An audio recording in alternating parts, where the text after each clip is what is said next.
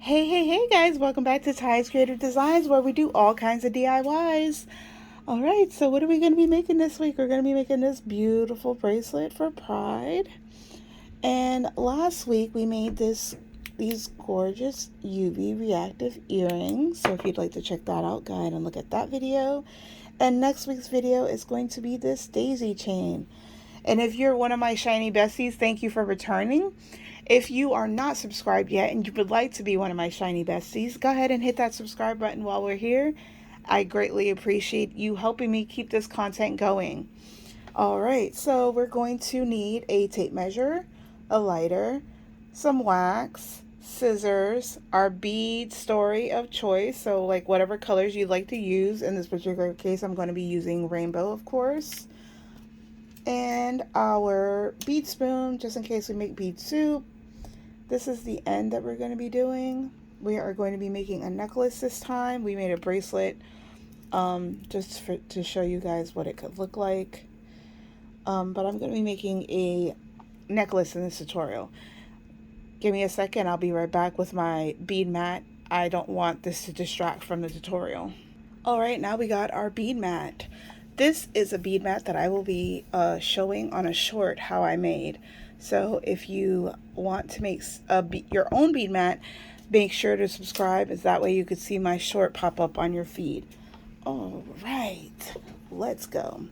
So we are going to get our thread and we are going to pull off 120 inches of thread. That is my wingspan. So from the tip of my middle finger, I bring my arms all the way extended to the tip of my other middle finger, and then I use that twice. So that's what I usually use as far as thread is concerned.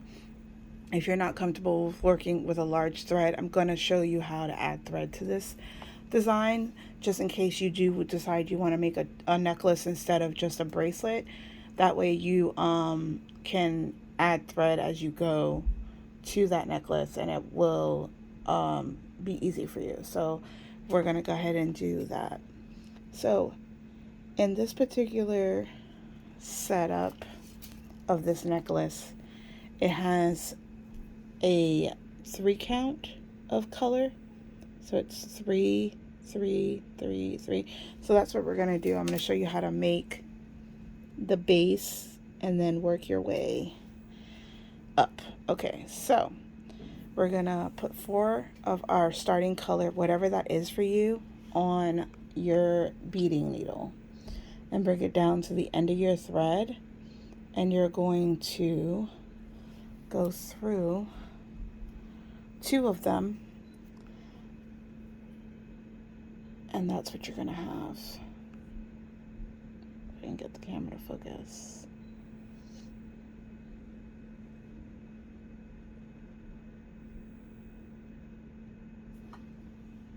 There we go, I got it to focus. So that is what you're going to have.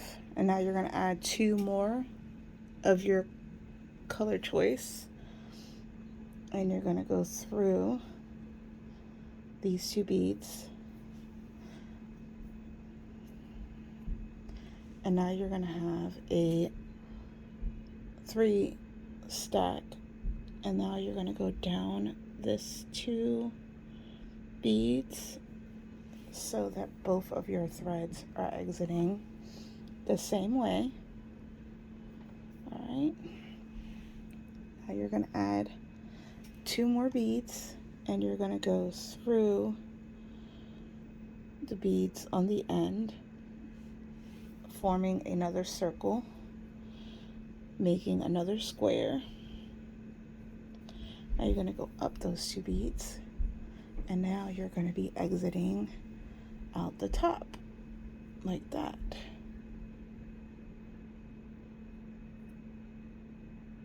All right, that's what you want. All right, so now we are going to be going through these last 2 beads that were our first 2 beads, and that's going to make a square. And then you're going to go up the 2 beads you're exited out of, and you're going to go pull your thread taut as possible, and now you have a square. And now you're going to add 2 beads to your thread and needle, and you're going to go down the beads right next to the ones that you're exiting out of. All right. And now you're going to go, and you're only supposed to go through one of the beads. So we're going to back up. Oh no, hold on. And this is why you wax your thread, guys. I just got a knot, but I fixed it. One of these days I'll fix it on camera so you guys can see. But today's not the day. Definitely always want to wax your thread. Alright, so now we have this. It's 6 on this side and 4 on this side. You only want to go through 1 bead, so you're going to go up the bead next to the bead you're coming out of. All right, and that's what you should have.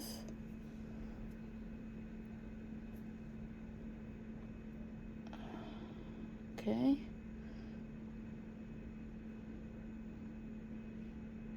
And now you're going to add 2 more beads. And you're going to go only down 1 bead. You're only going to go down 1 bead so that you are coming out of that bead. And you are going to go up by going through these 2 beads right here. Okay. And that is the end of that. Now we're going to add 2. In this particular case, I chose orange, but if you decided to go with a different color, that's perfectly okay. You're going to go down only 1 bead.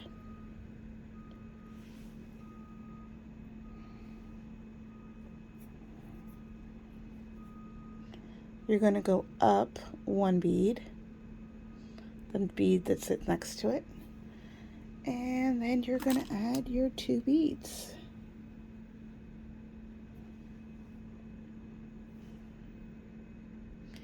You're going to go down the bead that's sitting next to the bead you're coming out of, and this is what you should have. You should have an opening here that stays like that until the end. When you're beading this, there's a little opening. You close the opening by going through the bead, the next bead over like that, you see? And now the other side's got that opening, but don't worry about that, because when we add our beads and we bring our thread through, we're going to close this one. All right, so you're going to add 2 beads. You're going to go down this orange bead and only that orange bead, and you are going to go up the orange bead next to it like that, and that should make your beads sit nice and next to each other. And we're going to grab 2 more orange beads, and then we're going to go down this orange bead right here.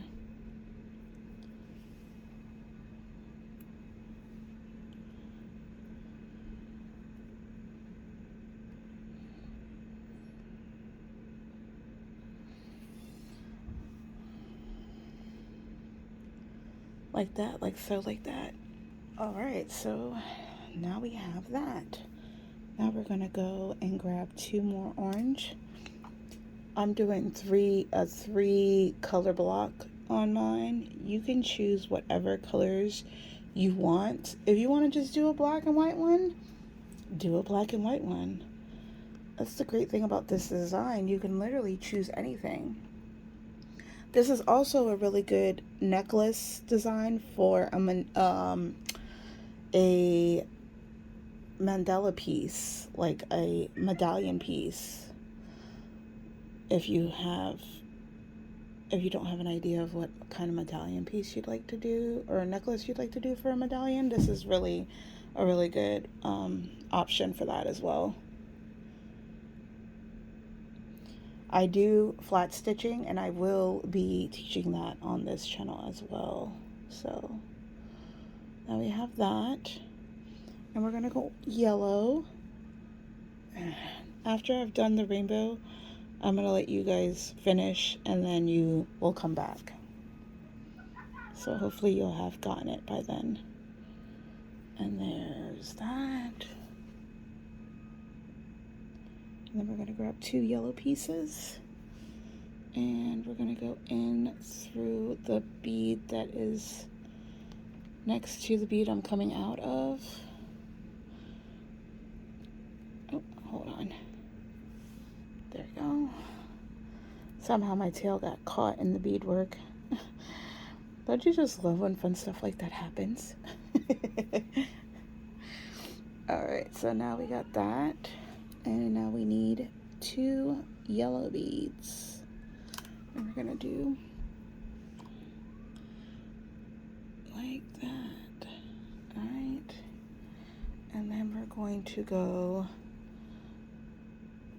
up the yellow bead next to it.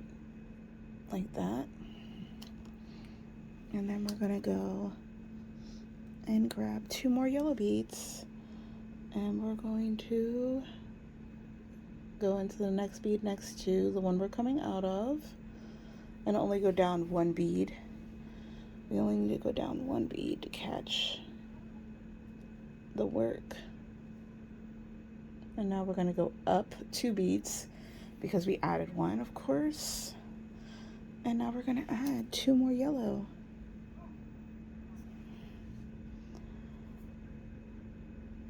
And I think that at this point you should have it. I'm going to finish the yellow, and then we'll come back when our bracelet is done. Most humans' wrists are about 7 inches long. That's average, 6 or 7.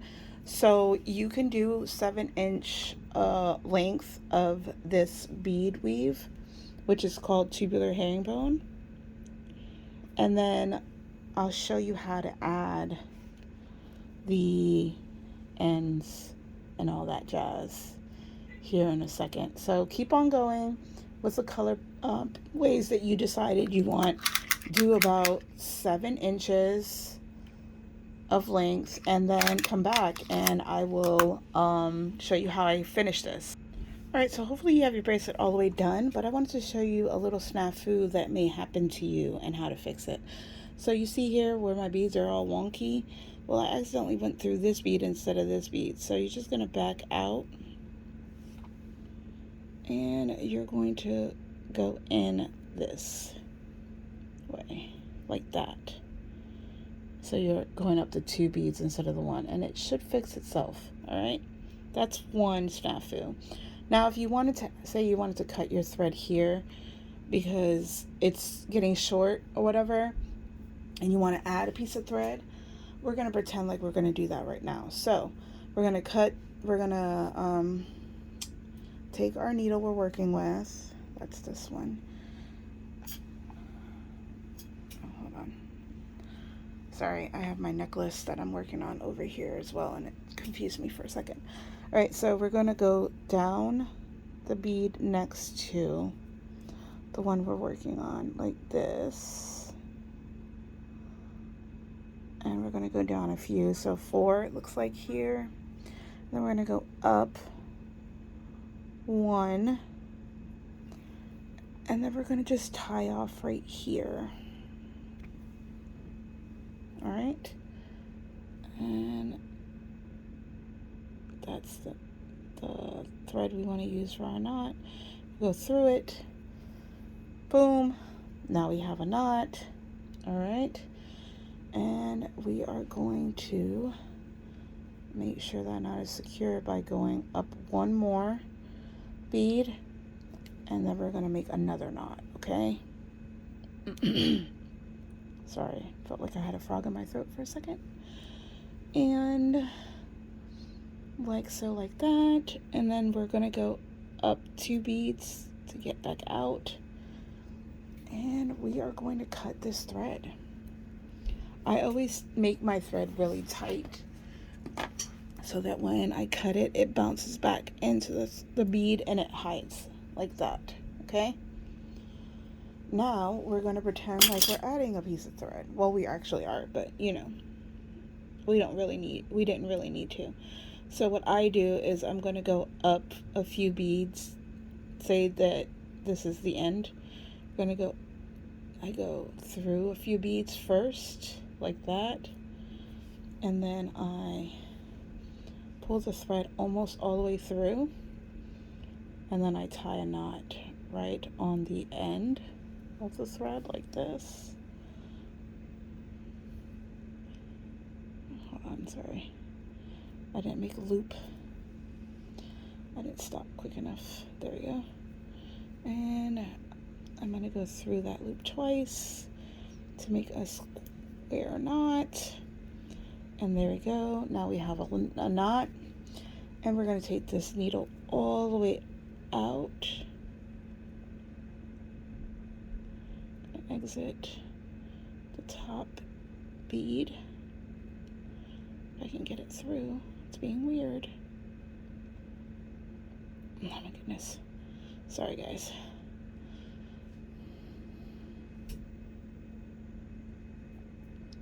And there we go. Oh my goodness. Hold on. Let me get a pair of pliers. The beader's best friend. She doesn't want to come out. Oh, I just busted a bead. Did you see that? That's fine. Okay, so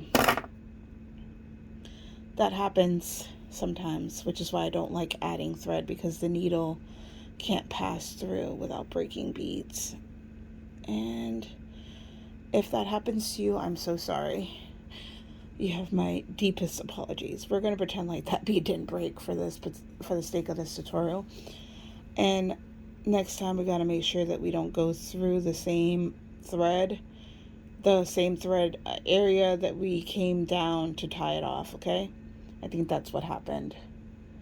All right, so we have that. And now we're going to add we're at green, so we're going to add blue. When you're done with your colorways, come back and I'll show you how to end it. All right, so now we're going to pretend like this is the end of our bracelet, and we're going to want to close this off. So we're going to go down this bead right here, and we're going to go up this bead right here, and we're going to go down this bead right here, and we're going to go up this bead right here. Now, this is where you have to decide whether or not you want to do an end cap. It sits on it like this. Or you want to do my favorite tool in the bead box, which is a thread saver, which is one of those. And that's what this looks like right here, okay? So you can do that, or you can do the end cap, which I have on the end of my necklace, right? So if you want to do the end cap, I'm going to show you how to do it. So you just take this, you're going to put some E6000 inside. You're going to slide this in there.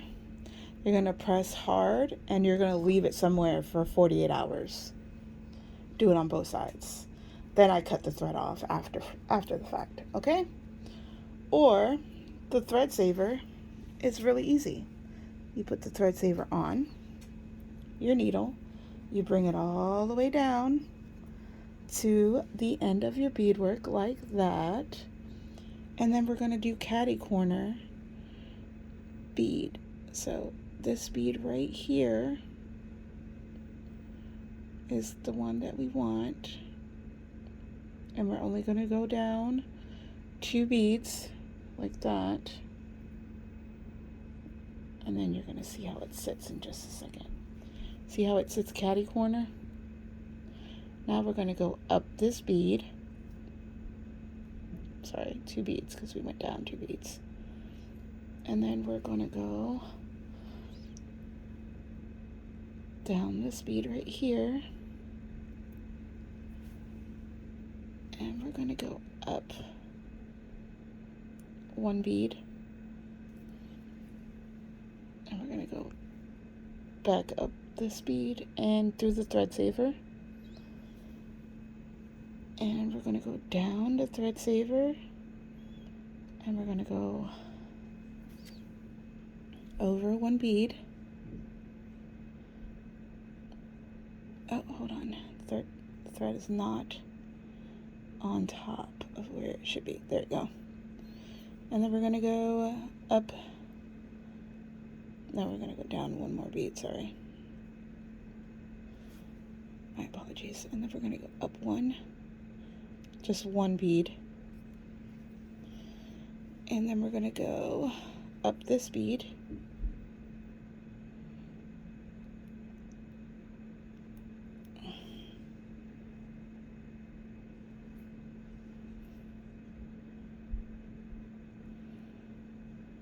Like that.